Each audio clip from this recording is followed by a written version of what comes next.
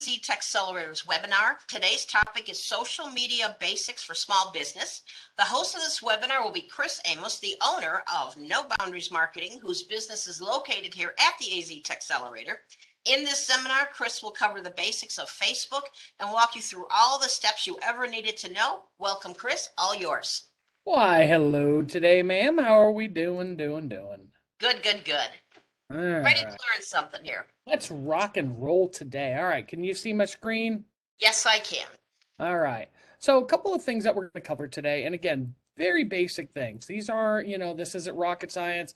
Our goal today is just to go over some fundamentals of social and some common things that people honestly miss as small business owners. Now, the first thing that I'm going to try to teach is really just the acknowledgement of how much we do. Not really something I need to teach everybody, but really to help people put things into perspective. And again, as business owners, I know all too well, we all know all too well how hard it can be to manage all the day-to-day and all the different things that need to get done. And, I myself, some days, you're lucky if you get out in an 8-hour day. Most of the time, 10, 12, 14 plus hours. So believe me when I say I get it and I understand that there are certain things that may or may not get done in a day. The one thing that I will stress with social, and where at all possible, you really, really, really want to get consistent. And so that's the first fundamental of social media that we really tried to hopefully educate clients on, is that really what you want to do is be consistent. And what I mean by that is, again, we're not looking for every day does a business owner have to post. A common question we get is, well, Chris, how often do we post? How often do we need to do this? What kind of content should we be doing? So on and so forth. Let's start with just the basic question of how often do we post? The answer to that is truthfully as honest as often as you can be consistent. Now, what do I mean by that? If you're a one post a week kind of business, then be a one post a week kind of business. It's literally that simple. If you can go 2, 3, or every day, whatever that looks like for you, again, just be consistent, because honestly, what you're doing is you're training your audience on when they should expect to see things. And believe me when I say this, those loyal followers, those loyal fans that you create, they will expect it. And it's almost a subconscious thing. Like, I have various organizations that we follow, mostly marketing, experts, mentors, things like that. And I actually, when I log into Facebook, if I'm, waking up in the morning and just, grabbing a cup of coffee, and I'll browse through Facebook real quick, I have come to expect to see certain things. Great quotes. There's a lot of positive motivation out there. So, I tend to surround myself with like that type of energy. And so when we look at those type of things, I have subconsciously come to expect it. No, I mean, are they required to do that as a business? Am I going to think more or less of them for not doing that? No, but again, subconsciously, I have come to expect that consistency out of them. So again, when we talk about making sure that we're delivering that right end product to a consumer, when we're trying to make sure that we paint our business in the best light, when we talk about putting our best foot forward, it starts with consistency. Now, we're going to take a little bit of a step back, because that's usually the number one question. Number two question is, well, where do I source content from? You got all these platforms out here, all these different things, and we will talk about that here in a minute, but let's just talk about the fundamentals of content. That's what all these, different social platforms need, is content. They need, you need to curate individual, unique content for each of them. And every platform is going to be different. So again, we'll talk about the individual platforms, but the consistent theme that I would really try to push to you guys is to understand that no matter the platform, with the exception of maybe Twitter, but consistently across the board, you're going to want dynamic imagery. That's the first step in this. A lot of the times we all have great things to say. We have a lot of information that we can share with consumers, a lot of ways that we can share information with consumers. But the problem is we lack that imagery. Imagery is almost an afterthought. And it's because, again, it could be a generational thing. It could be a variety of issues there. But bottom line is that's what consumers have come to expect, even on Google. And so we'll talk about that. Even believe it or not, even Google has a social media for us as business owners. So we'll talk about that too. But again, big picture wise, when we're talking about curating content, big question that always comes up is, well, where do I get content? How do I develop content? And usually this is a byproduct of overthinking the process. I can give you some really quick tips on where we source content from and how we do it. And again, we have a lot of loyal followers on our social pages, a lot of great comments, a lot of great engagement. So again, I would encourage you not to say you need to follow our stuff and, mirror what we do. You need to be an individual. You need to be unique. You need to know your clients because honestly, your clients are going to dictate or really necessitate what you post on there. So again, that's part of getting to know your clients. But I will say in a general rule of thumb, diversity is the biggest key that we can offer. So what I mean by that is when we look at diversifying our posts, we don't want to talk about just me, me, me. This isn't, social media is not meant for, hey, we got a sale. Hey, we got a sale. Hey, we got a sale. Hey, check out this new sale. Guess what? We got another sale. If that's the type of business that you run, then that just means that, your products, again, that it diminishes the value of your products and what you do. That couponing type mentality it fosters or it breeds that type of client. And so, again, we want to make sure that from a couponing perspective, we want to not focus so much on me, me, me posts, not so much at look at me, look at me, look at me. You want diversity in those posts. And so don't be afraid to share a funny quote. Don't be, and again, make sure it's relative. I always try to say, keep things relative. Fortunately for me, marketing, it's kind of broad. I mean, I can talk about any business, anything. But if I was a retail shop or if I was, let's just say, a fitness boot camp or something like that, I mean, you're going to want to make sure your quotes are relative, things like that. Best practices, tips, tricks, facts, any type of statistic is always great. Those are fantastic for engagement. A lot of times people just they latch on to that. A great one, insurance agents. I pick on them a lot. But for insurance agents, did you know 1 in 10 people driving down the road are going to, experience a flat tire or something like that? I mean, there's a million things that you can go through with that. But again, statistics are a really big one. Other ideas is again, I always try to say you want to humanize your brand. That's a big thing for us as an agency is that, we don't adopt that corporate model, where it's just lead gen, lead gen, lead gen. That churn and burn mentality, it's rough. It's really hard to maintain a good solid business with that churn and burn type stuff. But diversity is going to really help kind of foster a different type of communication from you, a different type of client. And so a holistic, really looking at it from the nuts and bolts of a business, what you offer is so unique as a small business owner. There's so many attributes and so many awesome things that we do and we cultivate and that we foster as small business owners. And really that's what you want to look at sharing. And I don't mean to sound corny, I don't mean to sound generic and that. I mean it in all sincerity. What we do as a company, and again, back to humanizing the brand, is that we have the ability to think outside the box. Not to say a corporate doesn't, but with charities, we support a lot of nonprofits out there, from free marketing services to donations, you name it. We're trying to start right now. We're working on a scholarship program for kids, an internship for kids. Like there's tons of opportunities and tons of potential in this business, and so we want to find our way to give back, and we want to give back responsibly. So part of that humanizing the brand is, again, some people say, well, you know what, I just do it out of the goodness of my heart. That's fantastic, and that's how it should originate. But at the end of the day, we also have businesses to run, and why not take a little bit of credit where credit's due? So it's not being arrogant, it's not being, whatever you want to say about it. It's just connecting your brand to something that's maybe bigger than you or a concept that's bigger than you.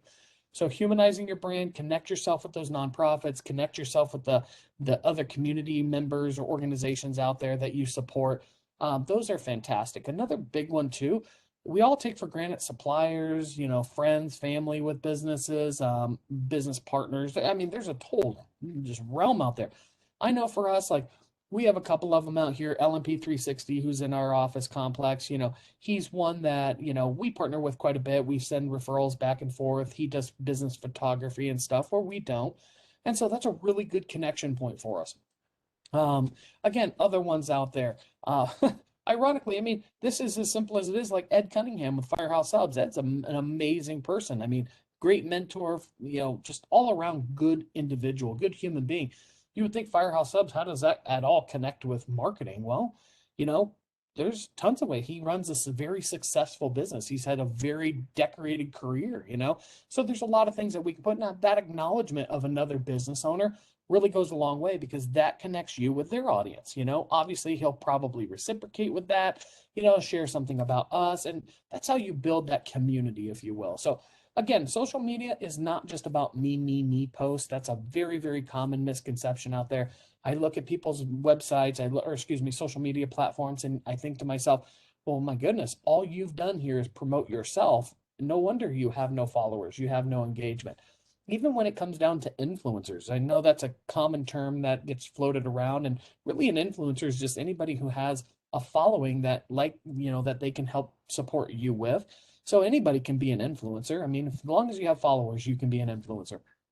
And when we look at that, look at what the influencers post. Look at how they're conversational. Very seldom do they just post a product up and say, "Hey, look at my, product, blah, blah, blah. This is," they're engaging in conversations with people.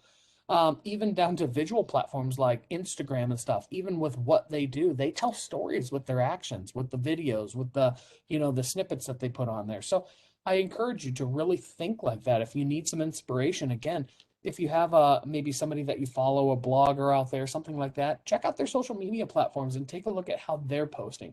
Take a look at your competitors, see how they're posting. And again, if you see all the me stuff, well, guess what? You know that you can beat that. No, you know you can be better than that because now you're armed with that information to help you be successful. You know you need diversity. Now it's just a matter of finding out how to get there.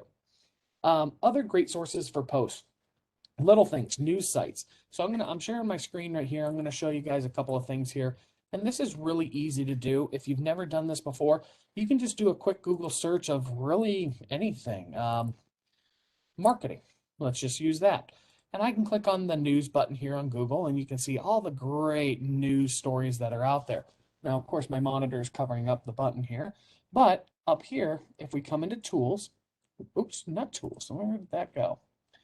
There's usually a little button here. Let me find it again, where you can set up alerts on that. So I'll have to follow up with that. There's a way to set up the alerts on Google News. And so again, little things like that, you can set up little alerts on different platforms for different things. I know, like for me and my Gmail, I get little alerts constantly about really a variety of things. My wife and I were big into the mental health industry, so we do a lot of advocacy for, mental health, stuff like that. So we get things on that. I get little snippets that come into my email. Nice part is it doesn't have to be intrusive. It doesn't have to be an everyday thing.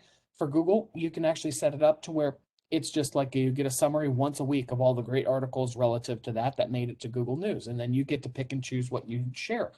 So those are all great things to really help build that audience and share things, again, industry related for you, or maybe something that's just personal to you that you want to maybe share some information about.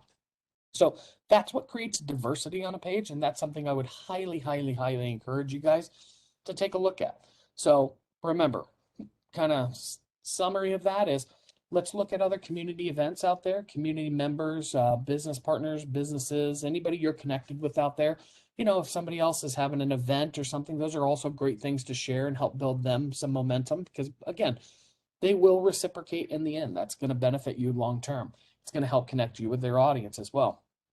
So we have, businesses, events, things like that, news, industry news, things like that. Other great ones we haven't mentioned yet would be reviews. Any great testimonial, Google, wherever it is, any feedback that you can share. Again, you should feel comfortable sharing that to the world. You did a great job and you deserve a little bit of credit. It's anything to help people get out of their own way, truthfully. I mean, so again, if that one review they were on the fence about maybe buying your product or connecting with your brand or whatever, and that testimonial really inspired them to take that next step, oh my goodness, that would be fantastic. So little things like that, I think, can make a big difference. Again, we got reviews and testimonials, we got community members, nonprofits, volunteerism. Don't be afraid to post about your staff. People love, one of the big things that literally, I had 3 business meetings yesterday, and I sat down with clients to look at their analytics and help them understand, like, who's coming to their site, how often, what are they doing on the site? Because that analytic data really paints that picture. And you would be amazed at all 3 clients, the number 2 most trafficked page on their site was the About Us page. And a lot of people say, no way, who cares? Like, I'm just this, or I'm whatever it is. And truth be told, that's what the analytics, and people spend a ton of time on those pages. Why? Because they want to get to know us. It's what differentiates us. It's one of the big factors that differentiates us as small business owners from large corporates that really have no face. I mean, if you look at Amazon, not to say they're not a great company, and certainly they're one that deserves a lot of recognition. They do a lot of good in this world, but there's no face behind Amazon. What is it, Jeff? That's not like that. There's no humanizing that brand, right? It's just can't be done. It's too big. But a small business, we absolutely can. We are the fabric of the community. So again, take advantage of that. So we talked a lot about now when to post, and again, it's all about consistency. We talked about what to post. I gave you guys a ton of different topics and variety of information on that one here. So let's talk about how to get people connected to your pages as well.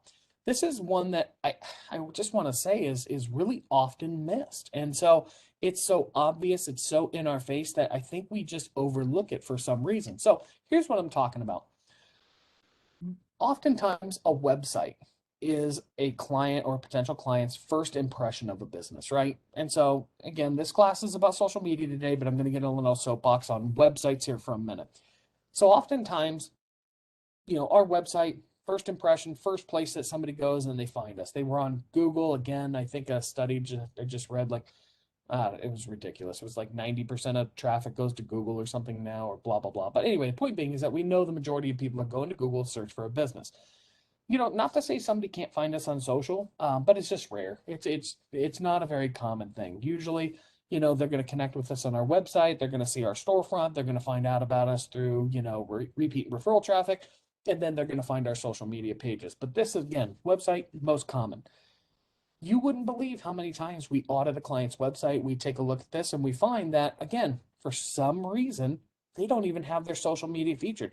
Oftentimes, it's way down here in the footer, Again, they use some, I don't know, person in their garage that built their website, and, for whatever reason, it wasn't a priority. It was an afterthought for them.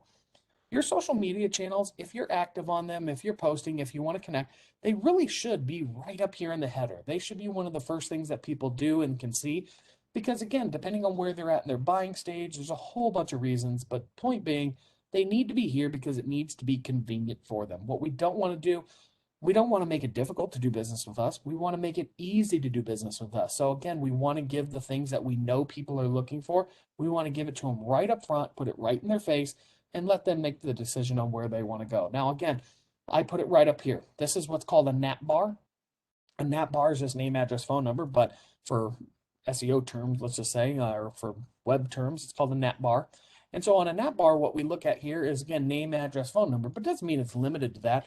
Again, not a focal point. I really want people to focus on the menu pages, but guess what's up here? My address, my phone number, client portal. There's a lot of things, social media channel. I want to make it easy to do business with us. Should somebody be looking for the address? Guess what? Right there. If they need to log into their client portal to look at the results, guess what? It's right there. Or phone number to give our office a call. Again, super simple. We want to make it easy. Or guess what? Highlighted in bright yellow. If you miss that, I don't know what to do for you, but book an appointment. So that's what we're really looking for in this. So ease of doing business with you is a huge concept that we try to teach clients, in addition to putting your best foot forward. When you look at your website, it should be clean, should be crisp, should be modern. If you're still running that early 2000s templated thing off of GoDaddy, again, nothing against GoDaddy, probably time for an upgrade on this. And again, there's different social elements that you can import into your websites now. There's live social feeds. There's a ton of things. So depending on your business and depending on how active you are, that might be a great option for you. I can give you tons of little plugins to use.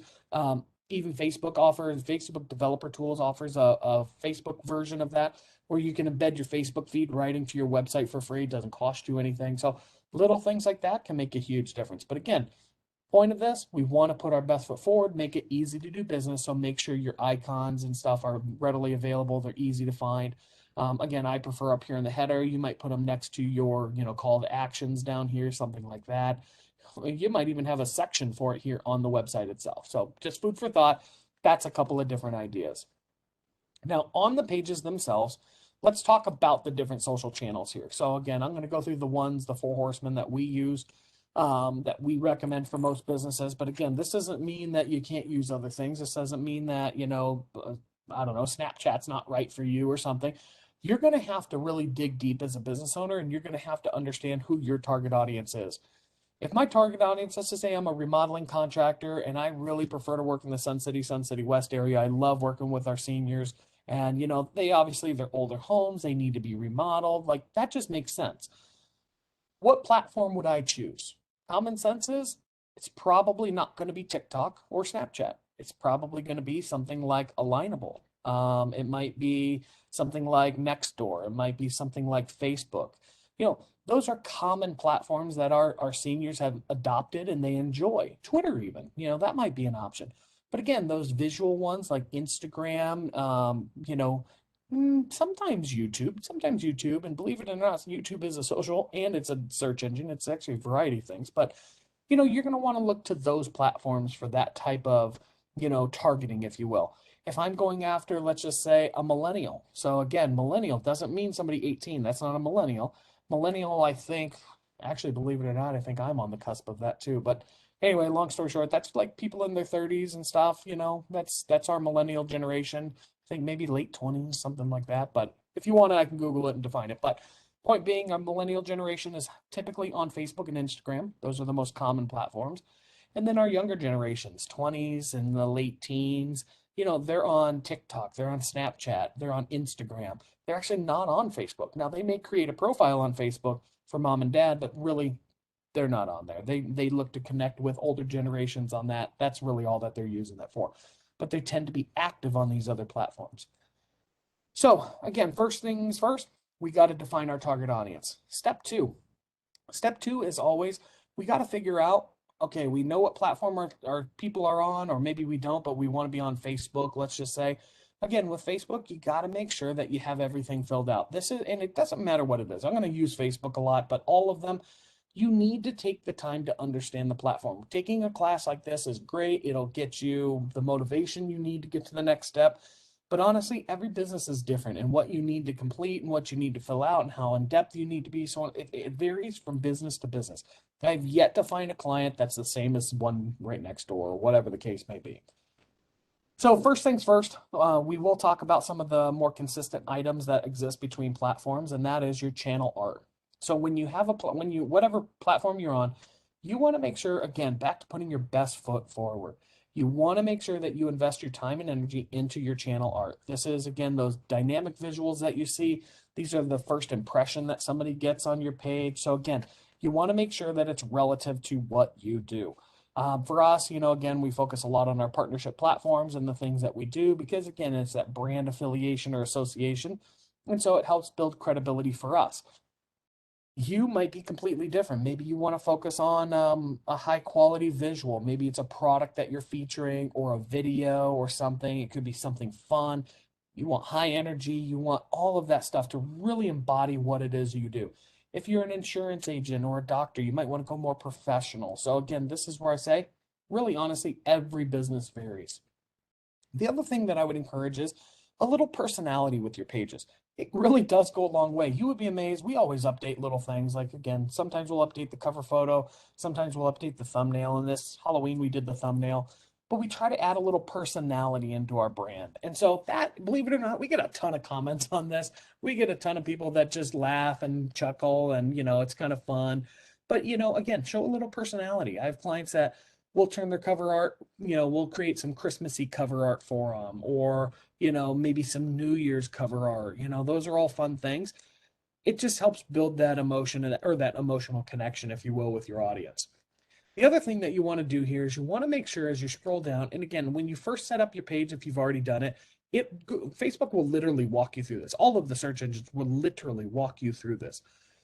But the most important thing is that you complete it and you complete it thoroughly. Now, what does that mean? So again, when we go through this, and obviously our page is already set up, so it's a little more difficult, but let me just go down to the About section here so that we can show you what we're talking about. Sorry, I'm just adjusting my computer there.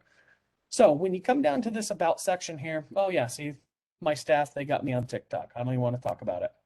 Yeah, I don't want to talk about it. Anyway, moving on. Fortunately for me, the About Us section is right here, so I get to watch this over and over again. But from the About Us standpoint, again, we have our address in here. You want to make sure that that's as accurate as, humanly possible. Big one with Facebook too. Make sure your thumbnail is accurate. Believe it or not, when we first got in business, our thumbnail was like way off. Made no sense whatsoever.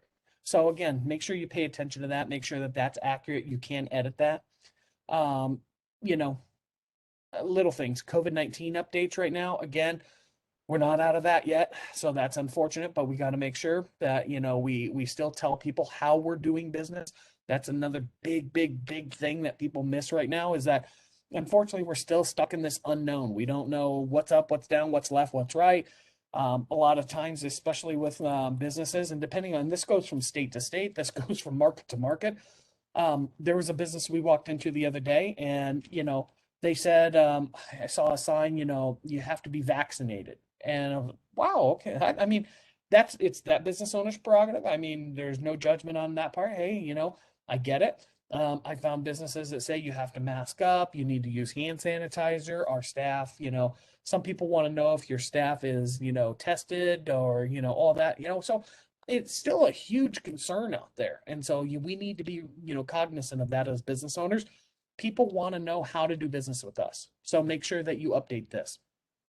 As you scroll down here, little things, phone numbers. I think that's pretty self-explanatory here.